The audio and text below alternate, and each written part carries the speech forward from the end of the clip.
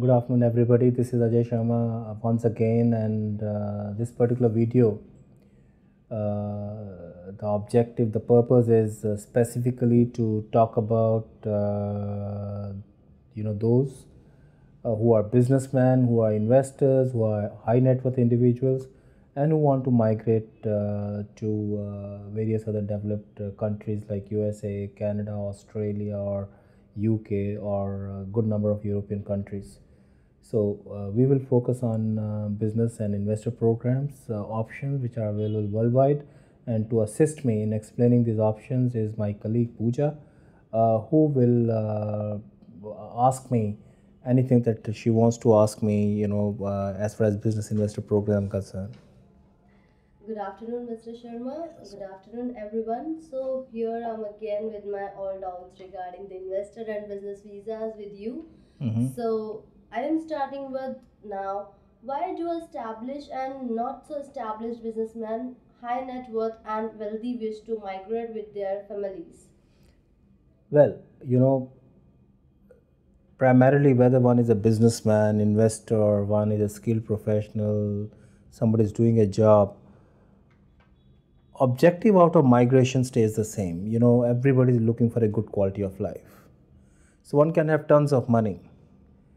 That's typical of many high net worth individuals, millionaires, and very established businessmen. But then, yes, they have lots of money, but it's also a fact that they only have one life. So, along with money comes a situation where people feel at times that pollution is choking their lives, that their children perhaps will be entitled and should get the world class education. Plus, they want to work in a business environment which is more friendly for businessmen. There are also many who look at an option of business or otherwise investors when they look for migration. Another reason is they also want to settle down, want to settle some of the family members in those countries. Let's say, in a particular business family, they have more than two siblings, three siblings. So, and also they want to expand their business globally. So they want to serve. They want two of their objectives to be serviced. Number one, they want to ensure that one of the siblings gets settled in another business area abroad, and they also want to grow their business internationally. So many people also migrate or plan for migration of their children or otherwise their own immigration, also with the purpose of expanding for the family the business possibilities across the world. There are many who also opt for despite being very wealthy, opt for this alternate residency options or alternate citizenship options as part of their tax planning. There are many of them do it for that purpose also. So these are a host of reasons. Quality of life, to summarize, quality of life, family business management and expansion, otherwise tax management. These are primarily the reasons why, despite having a lot of money or otherwise being wealthy, people look for alternate migration options. You often talk about passive active categories under which businessmen and wealthy can apply for immigration. Which is the difference between active and passive categories? Okay. They're primarily, when one is migrating under the business or investor programs, one is talking about two kind of program. One is an active program, the second is a passive program. What one means by an active program is where one wants to go abroad and one want to continue to be actively involved in running and managing a business. And what it means is that he wants to invest the funds, he wants to manage those funds himself, he wants to take the responsibility of creating the required jobs himself, and he want to be basically managing the business, starting the business out there and managing it the way he was doing it in India. But there are others, who say that, we have worked enough in life, we have done enough business in life, we have enough money. At this point of our time, of our life, all we want to do is we want to relax. use the assets, financial assets we have. We have enough financial assets. So we don't want the obligation of running and managing a business or responsibility of creating jobs. Many of these programs have requirements which require them to create jobs, local jobs, as part of the residency process. So people don't want those obligations. They don't even want the obligation of running and managing a business. They want their options to be open. They want to live a retired life. They want to live off rental income after landing. They want to do a job. They want their options open. So those who want their options open and don't want the obligations that normally come through active programs, they go for passive programs. So that's primarily the difference between active and passive. So to summarize, those in active programs, they'll be involved in running day-to-day business, and they'll be responsible for creating jobs. In case of passive programs, people who choose these kind of programs do not want the obligations related to running a business or a particular business, and do not want obligations related to creating minimum number of jobs that they must create to get that residence visa. That's a key difference. Okay. What are the active program which one can opt for? Which country are they available in? You're talking of active programs right now? Yeah. See, active programs, we have to understand that primarily they are programs which are meant for entrepreneurs. And in fact, they are mostly, talked about as entrepreneur programs only. You have programs in Canada, you have programs in UK, you have programs in Australia, and practically speaking, all the European countries also have these programs. So what one can do is, for example, let's start with Canada. In the active programs, majority of provinces, starting with British Columbia, you have Manitoba, you have Ontario, you have Nova Scotia, you have Saskatchewan, you name it, a majority of provinces. Canada has 10 provinces and 3 territories.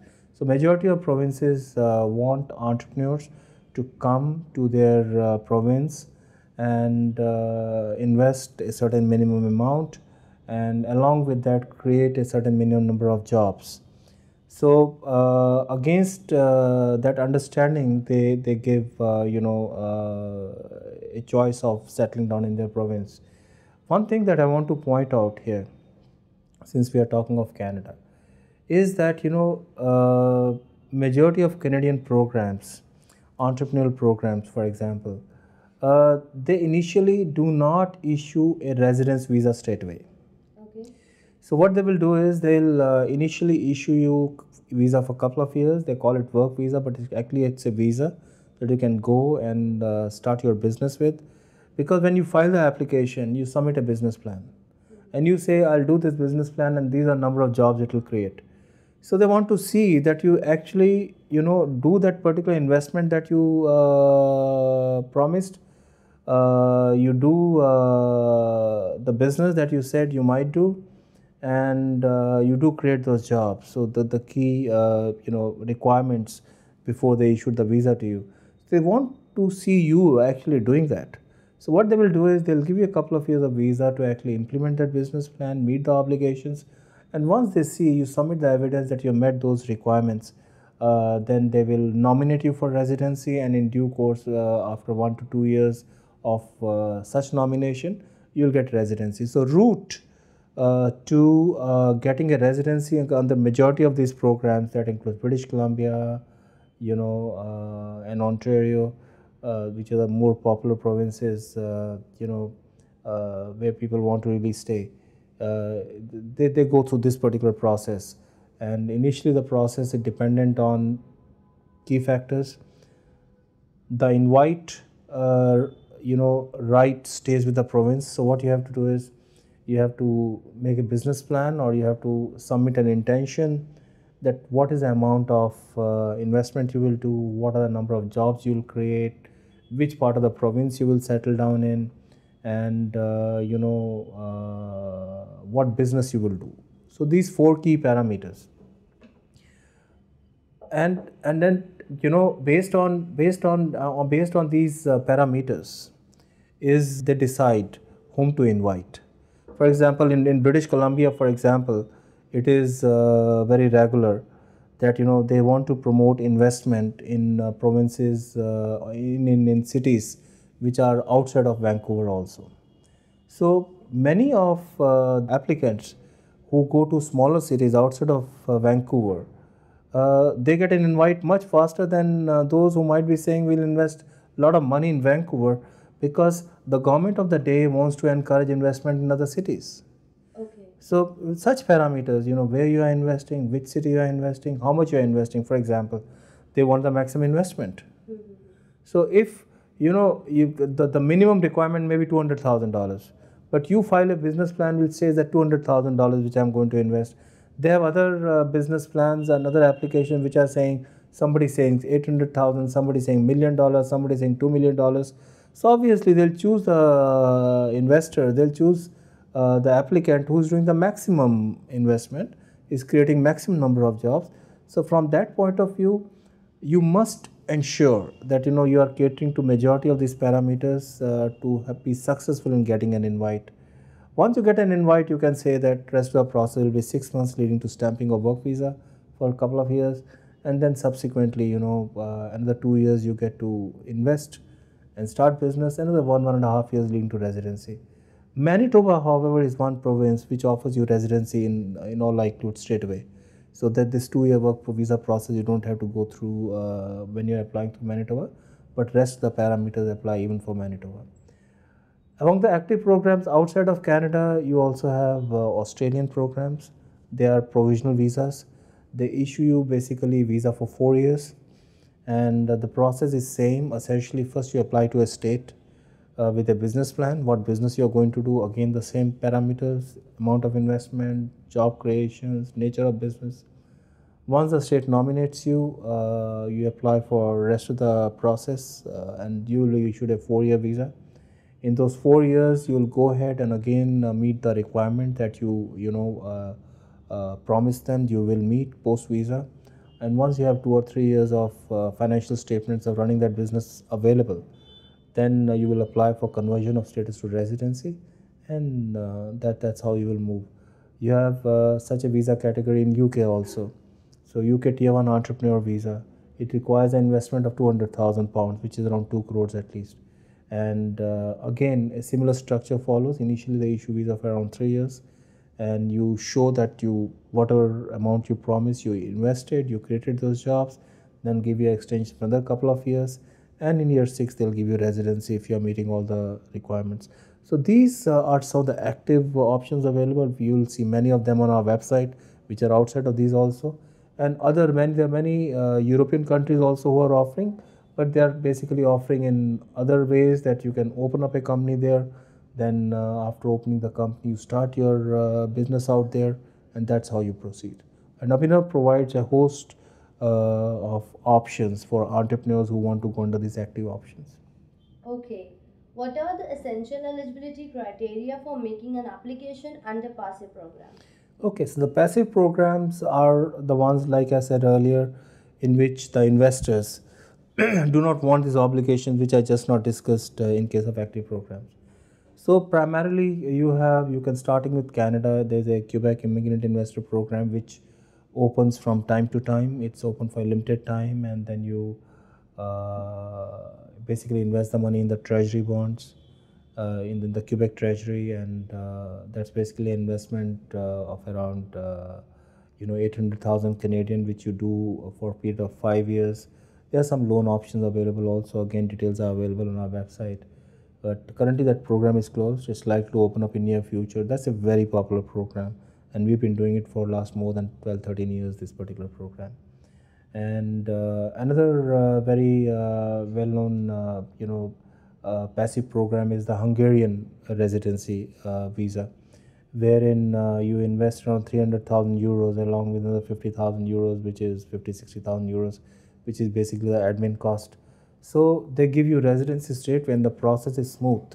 You get permanent residency straight away, and you get the entire process over in around 6 months time. That's a program that's doing very well right now. Then there are many Caribbean islands which are offering citizenship by economic citizenship by investment program. out there you are investing in the properties in these islands, and they straightway offer you as a citizenship. And but in case you take citizenship, then you have to surrender the Indian passport. But the passports that they are offering and the citizenship that they are offering, against that you can practically speaking travel with visa free to majority of European countries and majority of African countries. So again, that there is an advantage of going through these island based Caribbean island based property projects also.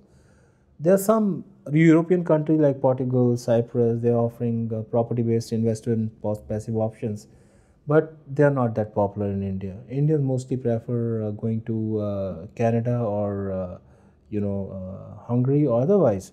Interestingly, EB5 green card is another program that's kind of passive, because you invest money in a regional center, and around $500,000 you invest in regional center. It's open till around September this year, and may be extended after that. But those who are interested should file ASAP in EB5 green card. You invest around $500,000, then there's top of fee of around admin cost around 50,000, then some legal fee. Overall, one should keep in mind around an expense of around, not expense, an investment of around $600,000, and the money one gets after 5 years. Details of EB5 green card are all available on our website. We basically assist people in identifying the regional centers in which they can invest in, and manage their entire process beginning to end. And that's a very popular passive option which people are really going for. You're straightway getting an US green card. After going there, practically speaking, you can do anything. You can start your own business in something else that outside of the $500,000 that you invest in that project. So you need to have some more money outside of that $500,000 which you'll use to invest in some other business. And you don't want to do business, don't do business. You want to do a job. You don't want to do anything, don't do anything. Totally your choice. You're a green card holder. Okay. What are the active programs options worldwide, and what is the investment range we are talking about? Well, I think the active program options I detailed out earlier. Investment range that you're talking about is it can be as low as $200,000, and it can go up to million, million and a half, $2 million. But I would say that the chances of getting invited based on $200,000 investments are very less. So I would say one is planning to go under the active program. Like for UK, it is 2 crores, 200,000 pounds.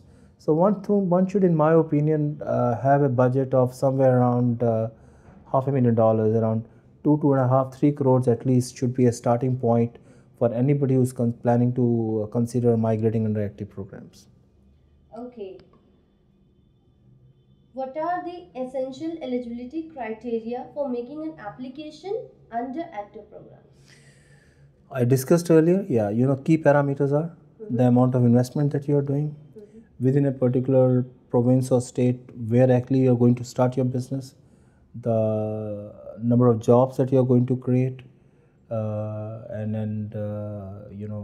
these are key eligibility criteria based on which they are going to decide. And yes, what business you do. So these are key criteria, eligibility criteria. Okay. In context to Canada, so many provinces have programs for entrepreneurs, some with really low required investment. What is the possibility of getting immigration under them? And how do many among them differ with each other? Okay, like I said earlier, you have British Columbia, you have Ontario, you have Nova Scotia, you have Saskatchewan, you have Manitoba. All of them are offering these active entrepreneurial programs. And I would say the range could, like I said earlier, could start from as low as $200,000, and it could go up to $1.5, $2 million.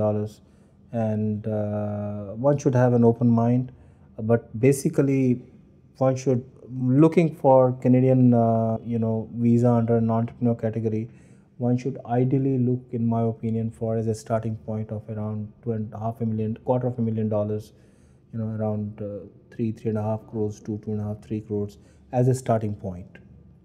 Okay, is AB5 green card as appropriate option for investor candidates? Please throw more lights on It is a wonderful category. It's a wonderful category. And in fact, one of my videos all about EB5 green card in 90 minutes.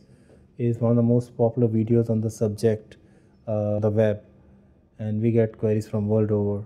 And what I can say with confidence is that we are competent to manage EB5 green card applications, and we are able to shortlist appropriate regional centers. Yes, risk continues to be of the client, but we do carry out the due diligence from our side to ensure that the regional center has the right kind of promoters and pedigree which is required to back our clients' investments.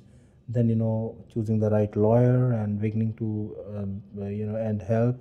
So EB5 card, and basically we have our own in-house US law specialist. So that also Anju Chaturvedi. So that also helps a lot in ensuring that our EB5 green card holder clients, EB5 green card clients are satisfied a lot. Okay. How a property investment based immigration program differ from others? Well, Caribbean islands provide property-based. Many of the European countries provide property-based, residency options. So they are overall different only in the way that you can they're kind of passive programs. You invest in property and you get residency. It's as simple as that, and you don't have to do anything else. There's a key difference by investing in property options. One has to be careful though about all these property option projects, because just like anything else, property prices keep on going up and down, and one should remember that the primary objective is getting an alternate residency and not really look for return in the properties by investing in property. So the return on property can be very minimal, but the immediate objective of getting residency is definitely met. So in this particular category, the key difference being that you invest in property and you get residency or citizenship depending on where you are applying, and you don't have to do anything else at all, creating a job or otherwise doing a particular business. You don't need to do anything. Okay, so here I'll end up with my last question. Can you tell us a simple, not too demanding program for passive investor whose only objective is to get a good quality of life or unconditional residency visa of a good country that also minimum physical residency requirements? So, majority of clients that we deal with, their key concern is that we want best of both the countries. We want to be in India when we want, and we want to be in our new country when we want. So, majority of countries, whether US or Canada, they have these limitations that they do expect you to retain your residency status, that you must live in that particular country for a certain minimum number of days. So that restricts their movement, because they don't want to live, for example, for those minimum number of days, because these are typically many businessmen and investors who have substantial business interests, substantial investment interests in India, and who are not able to move out of India as frequently as they want. But at the same time, they do want alternate residency so that they get freedom of travel. One big advantage that you get out of a residency, alternate residency, or a citizenship is you get freedom of movement to majority of countries worldwide. So that's one of the reasons why people want, because let's say you're in India, for practically every country that you want to go to, you need to apply for a visa on continuous basis. Expires, you apply again. Expires, you apply again. So while they want the advantages of alternate residencies to come to you, at the same time they want to stay in India the maximum time. So that's, from that point of view, I would say Hungarian residency is the best possible program that they can do it. It has limited expectations and requirements, and it's an easy to move program, and finishes off in 6-8 months.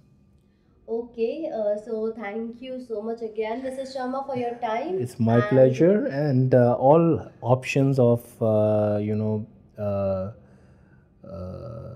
business investor programs, you will find them listed on our website www.abhinav.com, and